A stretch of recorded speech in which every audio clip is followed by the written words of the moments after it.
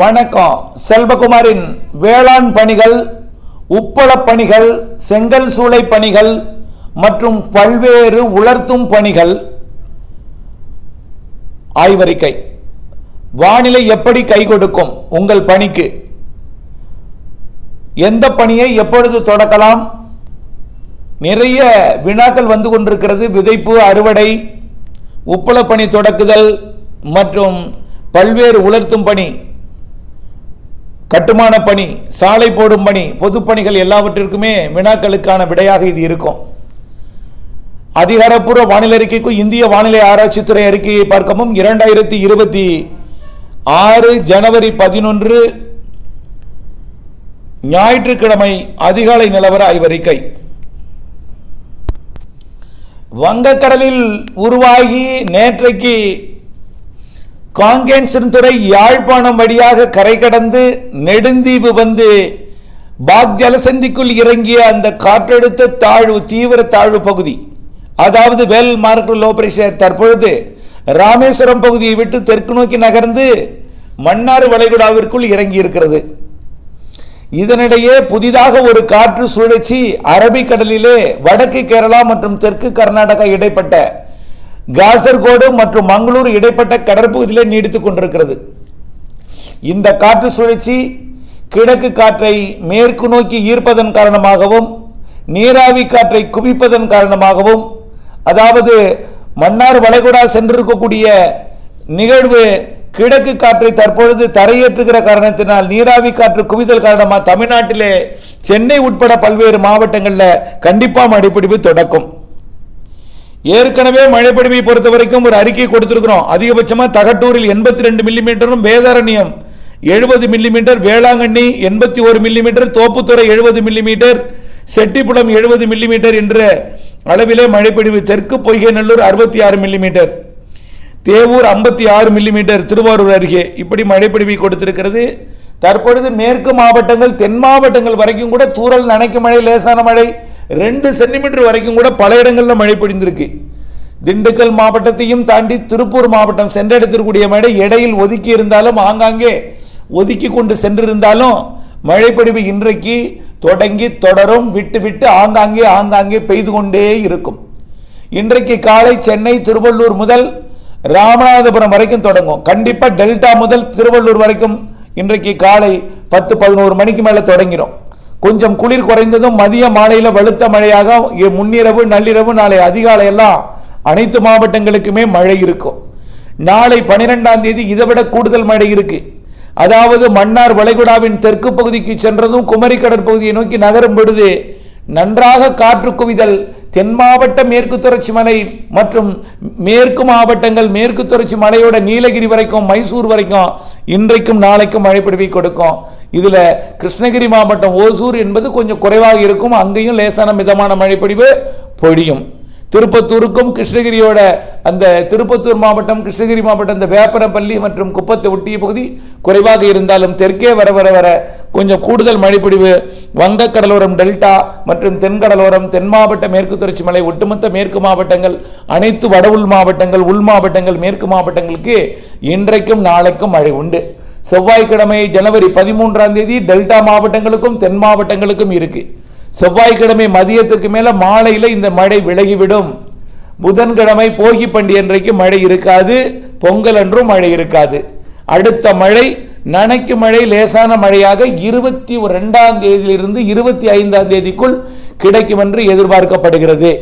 ஆனால் அது பெரிய அளவிலே மழை இருக்காது. நனைக்கு மழை, லேசான மழையாக எதிர்பார்க்கப்படுகிறது. அதோட தீவிரம் ஆய்வில் இருக்கிறது. இந்த மழைப்பொழிவை தேக்கி வைத்து வரக்கூடிய நாட்களிலே பயிர்களுக்கு பயன்படுத்தி கொள்ள வேண்டும். வடிய விட்டு விடாமல் பெய்ய பெய்ய அதிகமாக நீர் இருந்தாலும் முடிந்தவரை தேக்கி வைத்து இந்த மழை நீரை சேமித்து பயன்படுத்தி கொள்ள கேட்டுக்கொள்கிறேன். அதே போல இதுவரை மழை இல்லையே என்ற கவலையில் இருக்கக்கூடிய மக்கள் தயவு செய்து, பனி வந்தாலும் மழை வரும், பக்கத்தில் பெய்தாலும் உங்களுக்கு அவர்களுக்கு ஒதுக்கி உங்களுக்கும் பெய்யும். அங்கே பெய்து விட்டது, இங்கே பெய்து விட்டது என்ற மனவேதனை கொள்ளாமல், அங்கே பெய்து விட்டது, இங்கே பெய்து விட்டது, நமக்கும் வரப்போகிறது என்ற நம்பிக்கை கொண்டு பொறுமையாக இருக்க கேட்டுக்கொள்கிறேன். அடுத்தபடியாக நிலக்கடலை விதைப்பு எப்பொழுது செய்யலாம் அப்படின்னு பார்த்தீங்கன்னா, நீங்கள் பொங்கல் போகி பண்டிகையிலிருந்தே தொடங்கலாம். பொங்கலுக்கு பணியாளர்கள் வரமாட்டாங்கிறதுனால பொங்கல் முடிந்தோடனே உங்களுடைய நிலக்கடலை விதைப்பு பணியை தொடங்கலாம். ஆனால் அதை தொடக்கும் பொழுது ஒரு வானிலை அறிக்கை கேட்டுக்கணும்.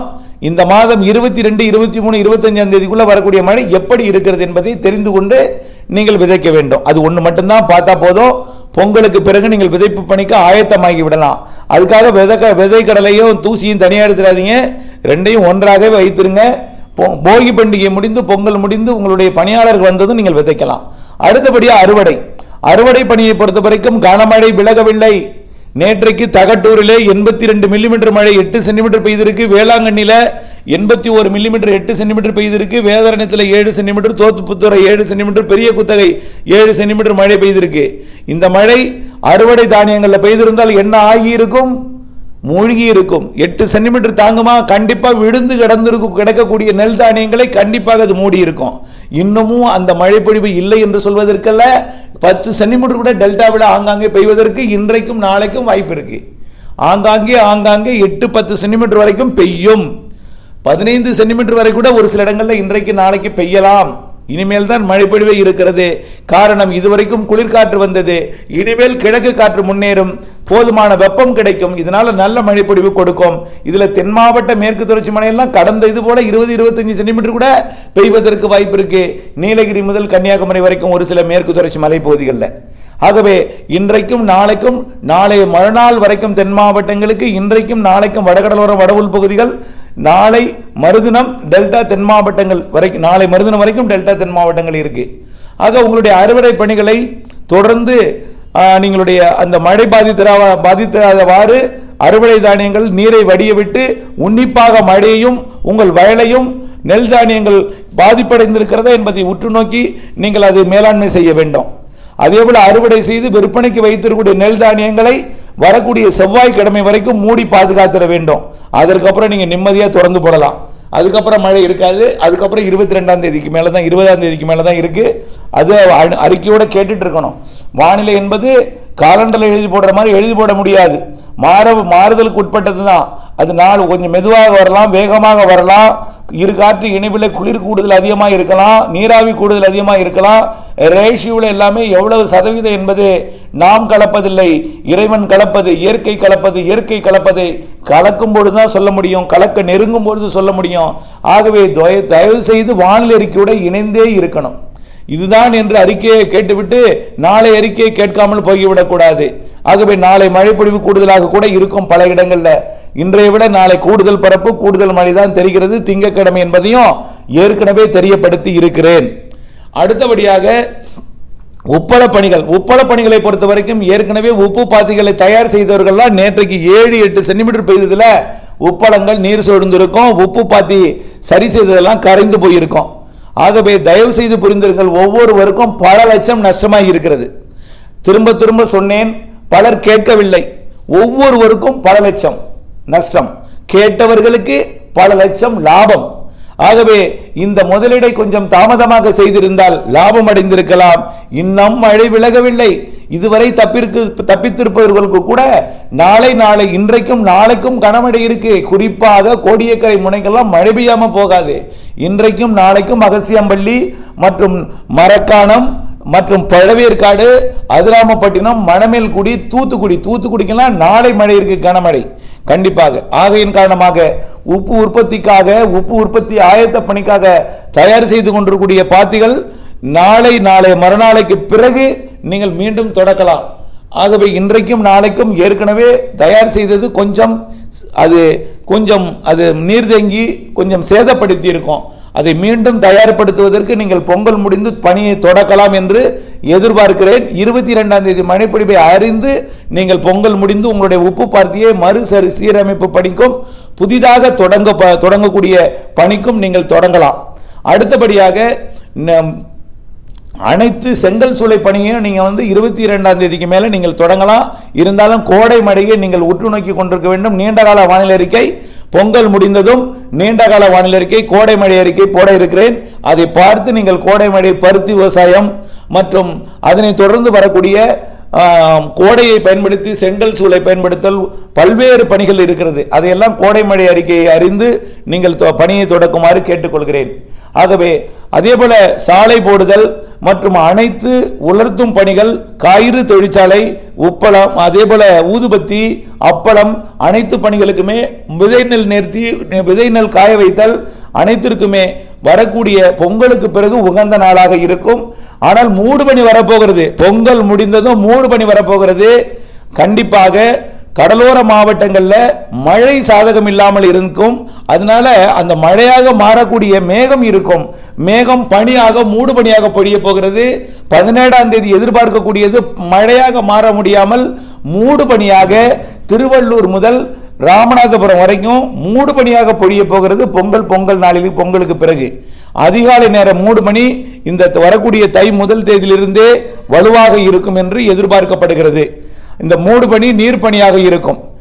உறைபனிக்கு வாய்ப்பில்லை. உறைபனி கொஞ்சம் தாமதம் அடையலாம். ஆனால் மூடு பனி இருக்கும். மூடு பனி இருக்கும். உறைபனிக்கு வாய்ப்பில்லை. குளிர்பனிக்கு வாய்ப்பு இருக்கு. குளிர்பனிக்கு வாய்ப்பு இருக்கு. ஆனால் உறைபனிக்கு வாய்ப்பில்லை. மூடு பனி இருக்கும் வரக்கூடிய பொங்கலுக்கு பிறகு. இருந்தாலும் தொடர்ந்து வானிலை அப்டேட்ஸோட இணைந்திருந்து வானிலை இருந்து விவசாயம் செய்திடவும். இந்த பூச்சி விரட்டி அடித்தல் அனைத்து பணிகளுக்குமே நீங்கள் பொங்கல் முடிஞ்சு பண்ணலாம். 13ஆம் தேதி வரை பூச்சி விரட்டி அடிக்க வேண்டாம். உரமிடுதல் போன்ற பணி எல்லாமே, தேங்காய் வெட்டுறது கூட கேட்டிருக்கீங்க. அதே போல பட்டுக்கோட்டை, அதிராமப்பட்டினம், பொள்ளாச்சி பகுதி எல்லாமே, உடுமலைப்பேட்டை பகுதி எல்லாமே நீங்கள் 20 தேங்காய் காய வைத்தல் கூட, கொப்பரை காய வைத்தல் எல்லாமே 20 வரக்கூடிய போகி பண்டிகை தினத்திலிருந்து உங்கள் பணியை தொடங்கலாம். தொடர்ந்து அப்டேட்ஸோட இணைந்திருங்கள். நன்றி.